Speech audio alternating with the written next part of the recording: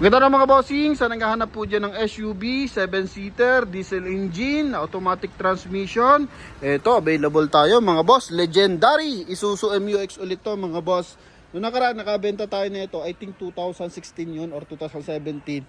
Nasa Agusan del Sur na yun mga boss. Last September lang yun nakuha mga bossing, no? So ito po yung RZ4E na 1.9 liters diesel engine mga boss. Yan o, tingnan mo naman yung loob niyan mga boss. Ang gara na mga bossing. Naka-upgrade pa yung head unit mga boss, no? Yan, eto aftermarket lang tong leather. May punit ng bagya sa harapan pero basically lang yun mga boss. Napaka minor lang, remove mo lang yung seat cover, klarado na. In same time, may service record. Yan, low mileage, 39,000 km lang to mga bossing.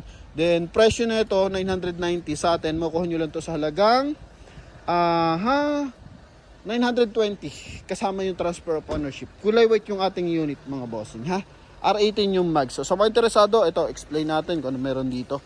Totally mga boss is hindi pa to nababapping, hindi pa nadadaanan ng rubbing compound, and yung kanya engine bay tsaka yung kanya interior is ano pa talaga. Lilinisin pa lang mga boss. So bablog na natin mga bossing kasi sariwa naman yung unit. Konting bapping lang, lalabas na yung napakakintab na kulay nito. Okay, so front area muna tayo. Naka-projector headlight, LED na yan. Same time, may daytime running light siya mga boss. Ito sa camera lang to nagbi-blink pero hindi talaga siya nagbi-blink mga boss, no? Yan, so sa actual, kumbaga sa reflection lang yan mga boss. Then, ito mga bossing, naka-chrome yung kanyang front grille. Okay, sa lower part naman, kulay gray. Tapos chrome din yung kanyang fog light cover. So 100% na hindi binaha mga boss. Yan. And yung ating lens mga bossing, walang basag. Okay, sa side naman, R18 yung mags natin. Naka all disc brake to. And sa gulong, 85% red light mga bossing. Hindi lang siya branded mga boss. Pero series 2023, so yun lang maganda mga bossing. Updated yung gulong niya. Okay, kasi meron namang dyan mga branded pero expired na. So delikado na rin yun mga boss. So ito is hindi naman siya branded mga bossing pero at least yung series niya pasok na pasok pa. 2020 to ba 2023 mga boss. Klaruhin natin. Pwede naman natin check eh. 2023 mga bossing. So 5 years naman ang lifespan ng gulong mga boss. Kaya klarado pa. In same time makapal pa. May signal light sa kanyang side mirror, step board, buong buo yan. Chrome and door handle mga boss. Tapos naglagay sila ng additional accessories. Hazard lang natin mga bossing ha. Before to go. Yan. Then dito meron visor ng MU-X. Maganda yung manipis na. So hindi na siya mga bossing malaki dito. Na parang baduy tingnan. Then meron na rin siya roof rail. Yan mga boss. Lagay ka lang ng top load. Roof rack. Pwede ka maglagay ng top load mga boss, no? Then dito sa hood, naglagay sila ng pinaka visor niya mga boss. Yan. So, kalimitan sa mga MU-X meron talaga niyan mga bossing. So, check natin syempre interior kung ano meron dito mga boss. Then door panel muna tayo mga boss. Yan, may yan mga bossing.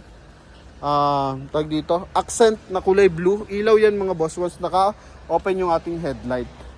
Yan mga boss. So, yan.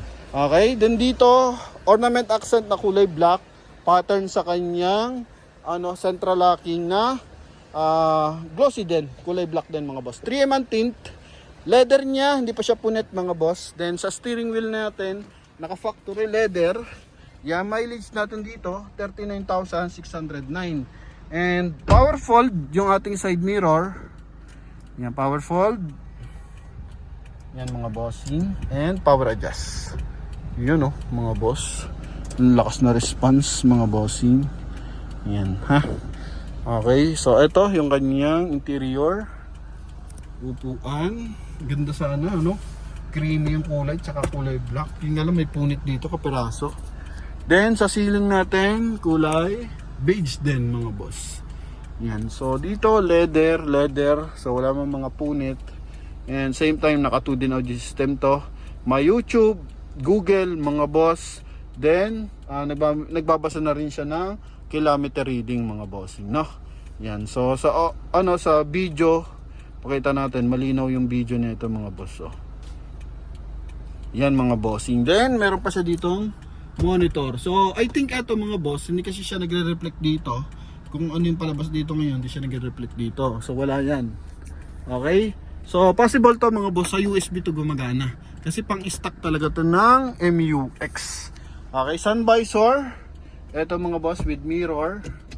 Then dito is eyeglasses, lagyan ng eyeglasses, ilaw. Then dito sun visor. May dashcam mga boss. Okay. Hand grip. Pagdating sa mga hand grip, ang dami hand grip talaga niyan. Isuzu yan mga bossing. Okay, yan mga boss. Naka automatic climate control mga bossing. Yan, push start unit. And same time mga boss, turo ko sa inyo. Mamaya kasi tumawag kayo sa akin, Sir Norlan, bakit walang aircon sa likuran, no? So may switch siya dito ng blower mga boss. Okay? So minsan kasi mag-isa lang nagta-travel yung driver, so meron siyang on and off dito para hindi na siya maabala, nakakalikutin niya pa rito. So pwede niya na ditong i-off mga boss. Ano? Yan. Okay? And same time, ito yung trip meter. Okay, so dito yung mga option niyan. Yung iba kasi nandito, yung iba naman nandito. So dito yung button niya. Yan mga boss. Nakikita niya kung gaano pa kalayo yung matatakbo ng ating unit. Yan. Yan 270 km pa mga boss. Ano? Kasi ang fuel natin kalahati pa mga bossing. So I think abot pa to ng Pangasinan mga boss. Ang makina kasi nito 1.9 mga bossing. So mas matipid to compare doon sa 3.0 mga boss. Kaya kung pang ano lang, travel, Baguio, Tagaytay mga boss. So hindi ka rin mapapahiya dito. Quality to mga boss. Alam naman natin, once na isuso sa diesel, panalo talaga yan mga boss, no? Talagang sulit ang ibabayad mo dyan mga bossing. Dito naman, meron siya maliit dito na button. Okay, lagyan ng mga small accessories, card siguro, tapos mga resibo, ganun mga boss. Dito leather. Okay, wala pa mga punit. Pinong tunog na makina mga boss. Oh. Yan, busina, maayos pa rin mga bossing. Ganda lang, meron siyang liner na ilaw. Yan mga boss. Na karaniwan nakikita natin sa mga Alphard, sa mga B-variant ng Fortuner. Pero dito sa RZ4E ng MUX, meron na mga bossing. No? Yan, dito, bottled water holder. Magkabilaan yan. Bottled water holder dito mga boss.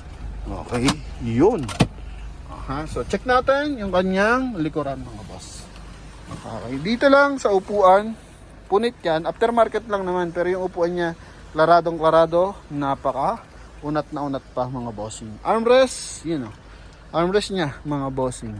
Sa iba kung talagang lamog yan, punit-punit na yan. So as in presentable ito mga boss. Ha?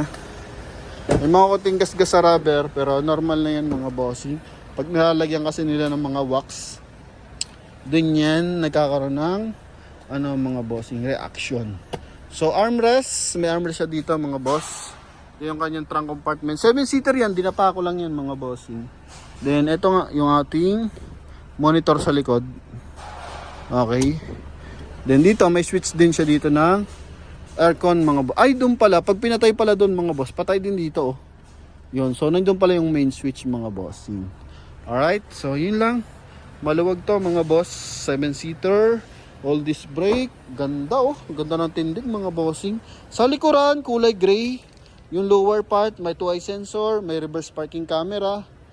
Yun mga boss. May mga maliliit na gas-gas pero malilisan pa tong iba. Ito naman din na to mga boss, no? Kasi nag-discoloration na mga boss. Pero yung iba, hindi mabura pero mapapaliit yan mga boss. Then ito, so pwede siyang 7-seater mga bossing. Yan. Ito, early warning device. Ito mga boss. Yan. Okay, so all goods. Then 12 volt socket. Dito naman mga boss, mga mancha lang. So after malinis, ang ganda na ito mga bossing. Buo ang mga panel, pati yung kanyang taillight mga boss. LED to, ito naka-bulb din. Pero wala mga basag yan mga bossing. Yung kabilang side mga boss, klaradong klarado yan mga bossing. 100% nandito binaha. Yun mga bossing. Service record, check natin mga boss. May service record to, 39,000 mileage, di ba? So for now, Ang huling record niya is 31,752 mga bossing. Yan, so update nyo na lang pag nabili nyo to mga boss. Yan ha, naka 6 stud yan mga bossing. Check natin syempre yung kanyang engine bay. Ito mga boss, mas malinis pa nga engine bay niya mga bossing no, compare sa kanyang body. So possible siguro naulanan to lagi, no. Yan, may parking pero siguro additional unit to kaya ganyan mga boss. Pero sa makina, alagang-alagi yung makina. Ito mga bossing. Ganda ng timing ng makina, walang mga tagas-tagas yan mga boss ha. Klarado yan mga bossing. Pati sa kabiling side, turbo yan mga boss ha. Then dito, ayan, unat na unat yan, walang mga UP dyan mga boss. Sinilot ko na. Naka-Amaron battery. Okay, RZ4E Euro 4 na 1.9 liters na naka-turbo naman mga boss. Ha? Kaya sa mga nagkaka-interest, so tawag na sa ating contact number na nasa screen mga boss. Connected po yun ng Viber and WhatsApp mga bossing. Yan And sa ating mga buyer na naghahanap ng financing, so more on cash tayo ngayon mga boss, no? Yan, so mataas kasi interest for financing. Pero sa mga namimilit, wag muna mga boss. Okay? Yan, kasi meron tumawag sa atin nung nakaraan. 2019 na Honda BRB, brand new nila nakuha. Grabe, hanggang ngayon hindi pa nila tapos bayaran because of the interest mga bossing. So talagang pag bumili ka ng sasakyan na hulugan, doble ang presyo mga boss, ano? Kaya hanggat maaari, mag-ipon muna tayo. And ma-advise ko, kung gusto nyo, sa bangko kayo mag-loan ng pera mga boss, para at least maiwasan kayo mahatakan ng sasakyan. Pero kung negosyante kayo, nakikita ko na kayang-kaya yung bayaran kahit malaki interest. Kumbaga hindi naman tayo ng mga bossing nagdi-discriminate ng mga nag-apply ng financing. Kumbaga, dinadala ko lang kayo sa literal mga boss. Sa katunayan mangyayari. Kasi pag tukod ang inyong income, OFW, local, or mga businessman, tukod ang inyong income, so doon na pupunta lahat yan. Okay, sa sasakyan. Pag naghuhulog ka ng sasakyan, nag-maintenance ka pa, tapos bahay pa, bills pa sa bahay, so grabe mga boss. Sa unang 3 buwan, maganda yan mga bossing, kapag brand new unit mga boss. Pero kapag ganyang installment, so mas maganda pag-isipan nating maigi. Alright, so yun lamang mga bossing, hoping nakatulong. Sa bangko kasi mga boss, pag nag-loan ka ng pera doon, malaking bagay mga boss, kasi hindi ka makabayad doon, at least hindi ka makataka ng sasakyan mga boss. Gagawin mo, yung pinanloan mong pera, yung bibili mo ng unit. Okay? Yan mga bossing. So walang collateral kasi doon mga boss, lalo na kung medyo maliit lang naman yung pera, below 500,000. So yan mga bossing. Interest doon, I think nasa 7%. So kahit medyo mataas ang interest, pwede pa rin mga bossing, kasi nga pag financing naman mga boss, possible mahatakan ka ng unit pag di ka nakabayad. So doon, possible masira lang yung pangalan mo. Okay? Yan. So yun lang mga boss. Thank you very much. Kung interesado, tawag na.